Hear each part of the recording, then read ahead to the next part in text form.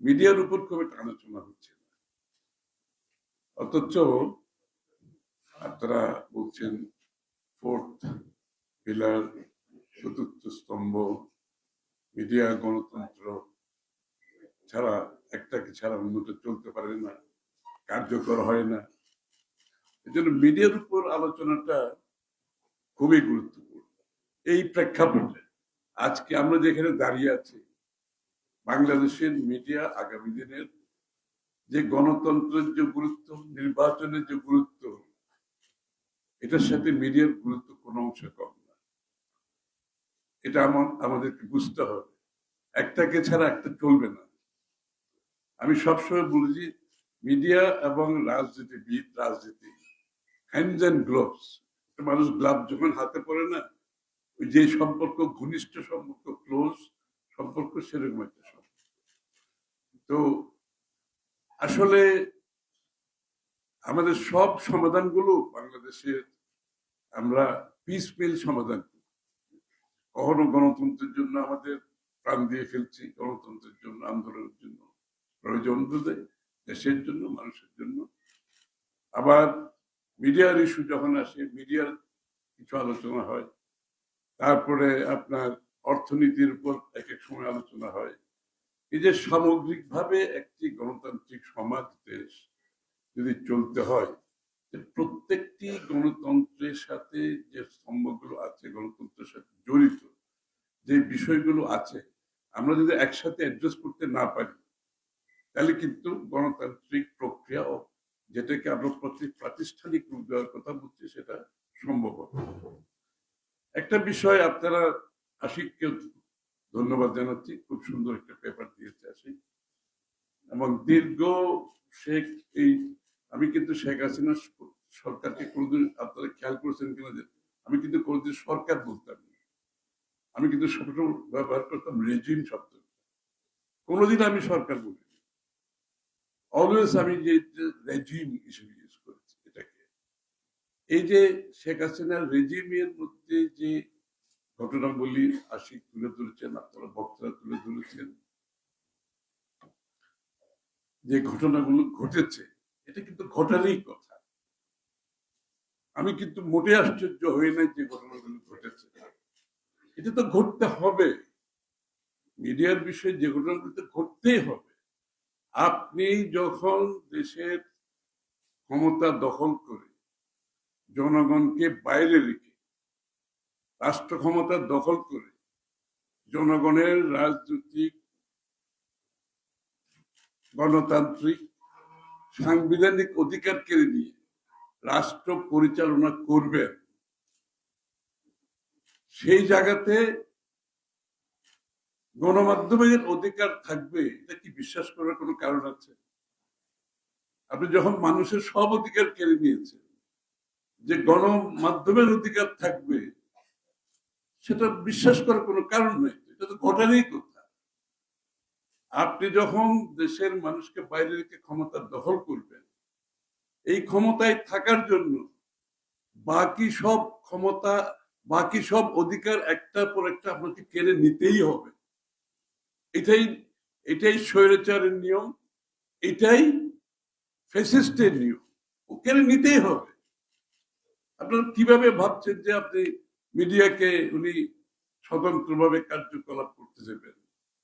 তাহলে তার ক্ষমতাই থাকে না।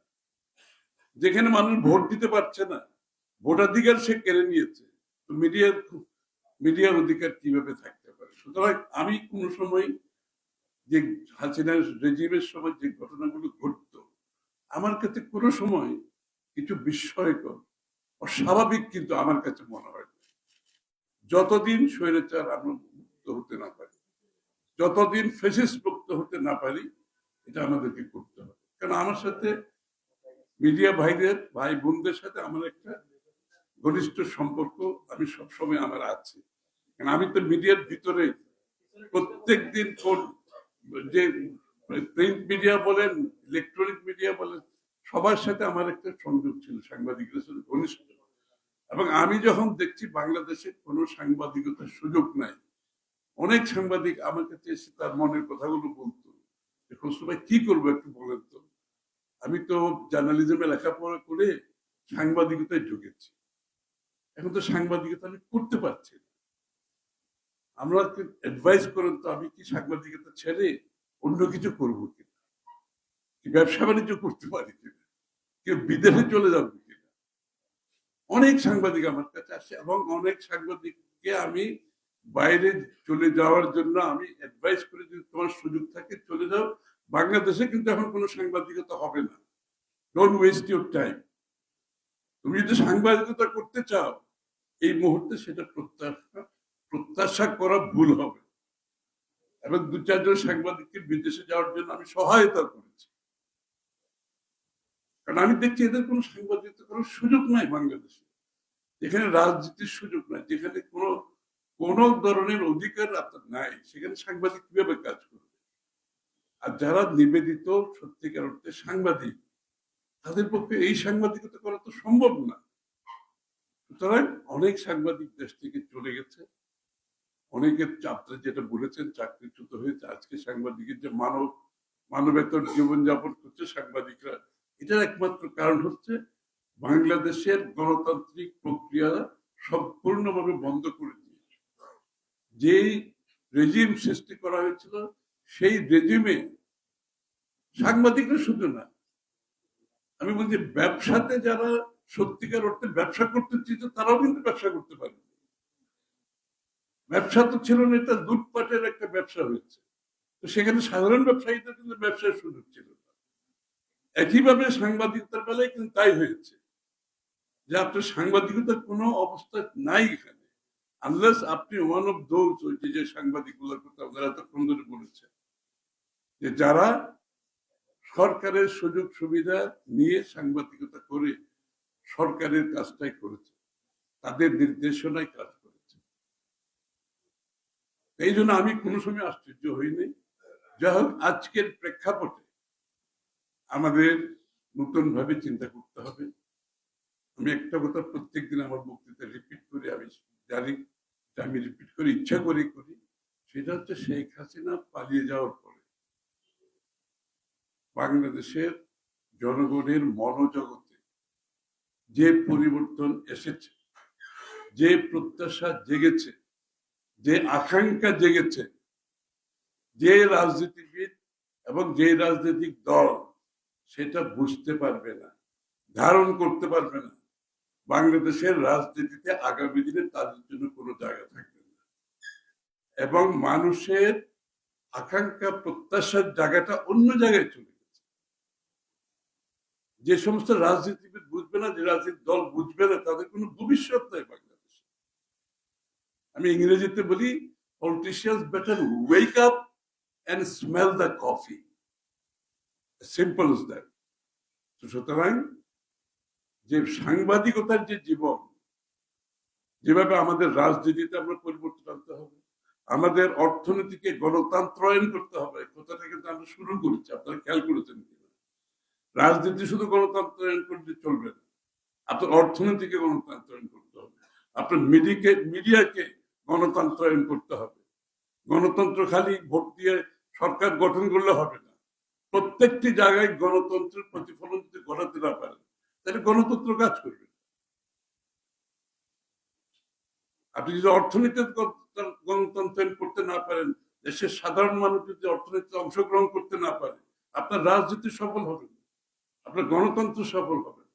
সাংবাদিকদের বেলায় তাই, তারা যদি মুক্তভাবে তাদের সাংবাদিকতা গণতান্ত্রিক পরিবেশে, মুক্ত পরিবেশে তারা যদি পালন করতে না পারে, তাহলে গণতন্ত্র কাজ করবে বাংলাদেশ। সুতরাং এটা আমাদেরকে সক্রিয় অনুধাবন করতে হবে যে সংবাদপত্রের, সংবাদ মিডিয়াতে আপনার ম্যানেজমেন্ট এবং জার্নালিস্ট, ম্যানেজমেন্ট এবং সাংবাদিকদের মধ্যে লাইন ড্র করতে হবে।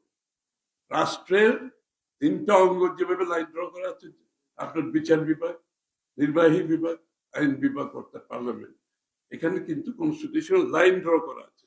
শেখ হাসিনা লাইনগুলো তুলে ফেলার কারণে তো দেশ ধ্বংস হয়ে গেছে। ওই লাইনগুলো যদি থাকতো তাহলে দেশের এই অবস্থা তো হয় না। আপনার সাংবাদিকদের বেলায়, আমি সাংবাদিকতার বেলায় যেটা বলবো, আপনাদের ম্যানেজমেন্ট এবং সাংবাদিকের মধ্যে লাইন ড্র করতে হবে। ম্যানেজমেন্টের কাজ করবে, মালিকানা যাই হোক তাদের, এবং এই লাইন কোনোদিনও ম্যানেজমেন্ট ক্রস করে সাংবাদিকের সাইডে যদি চলে আসে তাহলে সাংবাদিকতা হবে।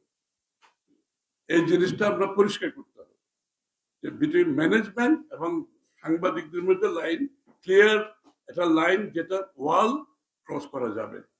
এই জিনিসটা আমাদেরকে স্টাবলিশ করতে হবে। এই যে আপনারা বলছেন আগামী দিনে কমিশন গঠন করা হবে, এই কথাগুলো আপনাদেরকে পরিষ্কারভাবে বলতে হবে, কিন্তু যে কমিশন যেটা বিএনপি গঠন করতে যাচ্ছে সাংবাদিকতাকে মুক্ত করার জন্য, আপনাদেরকে এই কথাগুলো পরিষ্কারভাবে বলতে হবে। এবং সাংবাদিকদের যে আপনাদের, আমি মনে করি সাথে সাথে সাংবাদিকদেরকেও দায়িত্ব দিয়ে যখন লাইনটা ড্র করা হবে, তারা কিন্তু তখন সাংবাদিকদের ইন্টিগ্রিটি নিয়ে প্রশ্ন যাতে না, সাংবাদিকদের সততা, স্বচ্ছতা, যোগ্যতা, নিরপেক্ষতা নিয়ে যাতে প্রশ্নবিদ্ধ না হয়। তাহলে এটা যদি আবার হয় তাহলে কিন্তু আবার আমরা আগের জায়গায় চলে যাব।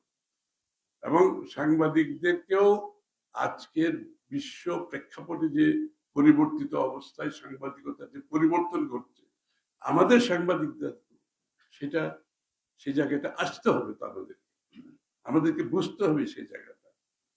এবং রাজনীতিবিদ সাংবাদিকদের যে সম্পর্ক, যে সিভিল আর্মি যে সম্পর্কের যে কথা আমরা বলি, রাজনীতিবিদ সাংবাদিকদের একটা সম্পর্ক আছে, কিন্তু এই সম্পর্কটা আমাদেরকে স্বচ্ছতার সাথে পালন করতে হবে। আমি তারেক রহমান সাহেবকে একটা বড় ক্রেডিট একটা কারণে দিই, উনি যদি সাংবাদিকদের মুক্ত কথা বলছেন, আগামী দিনে কমিশন হবে ইনশাআল্লাহ, আমরা মুক্ত সাংবাদিকতা চাচ্ছি, কিন্তু উনি একটা যেটা ডেমনস্ট্রেট করেছে, এই যে 5ই অগাস্টের পরে ওনার উপর একটা কার্টুন হয়েছিল, আপনারা দেখেছেন না? ওনাকে ইয়ে করে একটা কার্টুন করেছিল, মানে ওনাকে ব্যঙ্গ করে একটা কার্টুন করেছে। এটা নর্মাল একটা পলিটিশিয়ানের রিয়েকশন কি হয়, তার মনে একটা ক্ষোভ আসে, রাগ আসে, প্রতিবাদের একটা কথা আসে, মাথায় আসে। তারেক রহমান সাহেব কি করেছেন, উনি একটা পোস্ট দিয়েছেন যে এই জন্য তো আমরা এতদিন যুদ্ধ করেছি ফ্যাসিস্টের বিরুদ্ধে, এটা করতে পারার জন্য, this is a big message. এটা অনেক বড় একটা মেসেজ, কিন্তু একটা ছোট কথা, কিন্তু যে ওরা যে আমার ইয়েটা করেছে, আমার কি বলে কার্টুনটা ব্যঙ্গ করেছে, আমাকে ব্যঙ্গটা কার্টুনটা ছাপিয়েছে, এটার জন্য তো আমরা এতদিন যুদ্ধ করেছি, এটা যাতে করতে পারে সাংবাদিক, মুক্তভাবে করতে পারে। এটা বড় স্ট্রং একটা মেসেজ। আমি এই জন্য আমরা অত্যন্ত, আমার মধ্যে আশার সঞ্চার হয়েছে যে আমাদের নেতৃত্বের মধ্যে যখন এই ধরনের একটা পুরো বড় ধরনের পরিবর্তনের একটা চিন্তা আসে, তখন আমরা সবাই আশাবাদী হই। আমি এই জন্য মনে করি আগামী দিনের বাংলাদেশে আপনারা সাংবাদিকরা এগিয়ে আসুন, রাজনীতিবিদ সাংবাদিক সংলাপ, ডায়ালগ, ইন্টারাকশন, এঙ্গেজমেন্ট অত্যন্ত গুরুত্বপূর্ণ। বিগত 15 বছর একেবারেই ছিল না, যে নির্দেশিত ভাবে সাংবাদিকতা হয়েছে, এঙ্গেজমেন্টের তো কিছু নাই, ইন্টারাকশনের কিছু নাই, এখানে বোঝাপড়ার কিছু নাই। কিন্তু এটা তো আমাদেরকে করতে হবে, এই কালচারটা আমাদেরকে আনতে হবে। সাংবাদিকদের নিজস্ব ব্যক্তিগত মতামত থাকবে, আদর্শ থাকবে, কিন্তু সাংবাদিকতায় সেটা প্রতিফলিত হওয়া উচিত না। তার কার্যক্রমের মধ্যে একটা অবজেক্টিভিটি থাকতে হবে। তো এইটা আমার মনে হয় আমরা একটা বড় ক্রস রোডে আসছি বাংলাদেশ। আমি যেটা বলেছি যে মানুষের মনোজগতে যে পরিবর্তন, যে প্রত্যাশা আকাঙ্ক্ষা জেগেছে, এটার প্রতিফলন আমাদেরকে ঘটাতে হবে। বক্তৃতা দিলে, বক্তৃতার মাধ্যমে বললে হবে, এটা ঘটাতে হবে। তাহলে আজকে সবাই মিলে আমি মনে করি আগামী দিনে বাংলাদেশের মুক্ত সাংবাদিকতা, এবং সাংবাদিকদেরও তো একটা জীবনযাপনের একটা স্ট্যান্ডার্ড থাকতে হবে। তাদেরকেও যে একটা শ্রেণী খুব বেশি ধনী হয়ে গিয়েছিল বাংলাদেশে, আরেকটা শ্রেণী একেবারে বাংলাদেশের সমস্ত সম্পদ পুঞ্জীভূত হয়েছে একটা শ্রেণীর। এই জন্য আমি গণতন্ত্রের কথাটা বারবার বলছি, সাংবাদিকতার মধ্যে, অর্থনীতির মধ্যে, রাজনীতির মধ্যে, যে এই জন্য আমাদের এই জিনিসটা আনতে হবে, যাতে করে সম্পদেরও একটা বন্টনের একটা ন্যায্যতা থাকতে হবে সব জায়গায়, একটা ন্যায্যতা থাকতে হবে। দুর্নীতি তো মুক্ত বটেই, কিন্তু একটা ন্যায্যতা, ফেয়ারনেস থাকতে হবে। এটা আমাদেরকে ইনশাআল্লাহ আগামী দিনে আমি মনে করি আজকে আমরা সবাই যেভাবে অনুধাবন করছি, যেভাবে ধারণ করছি, আমি মনে করি বিএনপি এটাকে ধারণ করছে। আমি এটা নিশ্চিতভাবে আপনাদের বলতে পারি, বিএনপি এটা ধারণ করছে, জনাব তারেক রহমান সাহেব ধারণ করছে। এই জন্য আমার নিজের একটা কমফর্ট জোন এখানে আছে, এই জন্য আমি রাজনীতি এখনো করে যাচ্ছি, যে এখানে আমরা কিছুটা আনতে, কিছুটা করতে পারবো আমরা দেশের জন্য আগামী দিনে। তো সবাই মিলে করতে হবে, বিএনপি দল হিসাবে একা করতে হবে, আপনাদের সহযোগিতা লাগবে। সবাইকে ধন্যবাদ। ধন্যবাদ। আজকে আমাদের এই অনুষ্ঠান